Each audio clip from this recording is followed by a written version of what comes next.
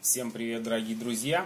Сегодня мы рассматриваем Kyocera M2540 и подобные модельки из последней линейки Kyocera.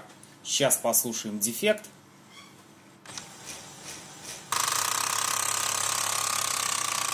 Очень неприятный, очень сильный треск из области печки.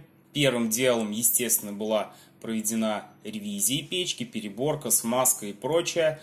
Более тщательный осмотр приводных шестерней показал, что все шестерни исправны. Печь находится в исправном состоянии. Даже подкидывали с донора заведомо рабочую печь, но треск у нас не ушел. Решено было копать в сторону привода печи, вот в этот блок с левой стороны. А что же там, давайте разберем. Итак, для начала ложим или ставим аппарат на попа и снимаем вот эти вот металлические пластины.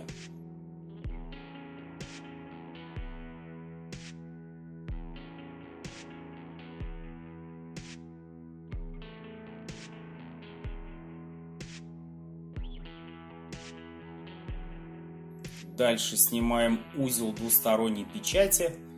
Вот здесь вот по краям отгибаем пластиковые ушки-защелки. Поддон на себя. Все сняли. И дальше буквально 2 винта нужно открутить, чтобы весь привод с горя у нас достался. Первый и вот здесь вот второй. Все, привод печки у нас в руках.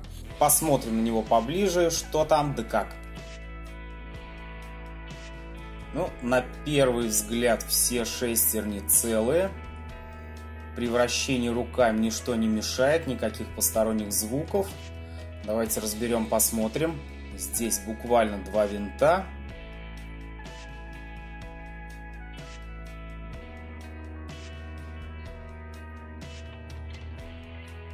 Пара защелок, и пластиковый кожух снимается.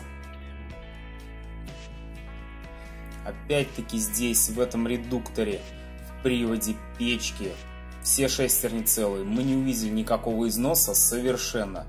Поэтому эта ситуация нас поставила немножко в затруднительное положение. Кстати, мне тоже попадались и на форумах, и на конференции то, что люди жалуются на треск. 2-3 случая были. Как решили вопрос, никто не отписался, никаких особых советов нет. Повторюсь, весь редуктор был перебран раз, наверное, 5-6 точно. Никаких дефектов не обнаружено. И все же мы пришли к выводу, что происходит проскальзывание зубьев шестерен между печкой и приводом печи. Первым делом мы подогнули вот эти вот металлические ушки, которые встают в пазы и дополнительно фиксируют весь блок. Тем самым мы думали немножечко прижать привод к печке. Но с этим делом у нас ничего не получилось. Другой наш коллега посоветовал нам подсунуть либо плотный кусок бумаги, либо какой-то пластик вот под это дело между приводом и корпусом аппарата. Опять-таки у нас ничего не получилось. Следующая попытка. Пробовали перевернуть верхнюю коричневую шестерню, подставили вот такие вот шайбы, поставили шестерню, результата нет.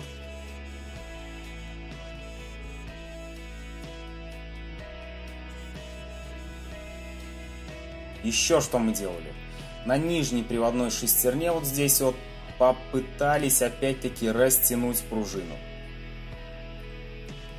Во всех этих 4-5 случаях результат один.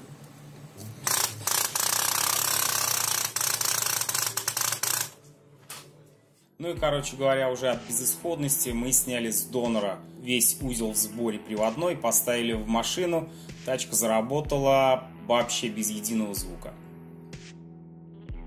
И при ближайшем рассмотрении буквально мы увидели, что нижняя ось, вот эта вот, на которой сидит шестерня, она люфтит. Миллиметр, полтора практически незаметно, но если руками сильно поделать нижнюю ось, чувствуется, как ось бьет, ну чуть-чуть буквально. Возможно, из-за этого и происходит смещение шестерен. Кому интересно, привожу вырезку из парт-каталога с парт-номером узла в сборе. Как-то мы все же эту ось подогнули, подбили молотком с внешней стороны. Вроде бы более-менее она зафиксировалась, но что-то как-то осадочек остался. В конечном результате мы получили вот такой вот результат. Треск у нас ушел, но остался какой-то неприятный гул. Короче говоря, если есть у кого-то какие-то решения, сварки у нас под рукой, естественно, не было, варить мы тут ничего не могли. Если у кого-то есть лечение болячки, кроме как узел привода в сборе, прошу, товарищи инженеры, делитесь опытом. Я думаю, это будет всем интересно. Ну вот, собственно, такой вот случай по ремонту. Похоже, все-таки болячки потихоньку начинают вылезать. Спасибо за внимание. Пока-пока.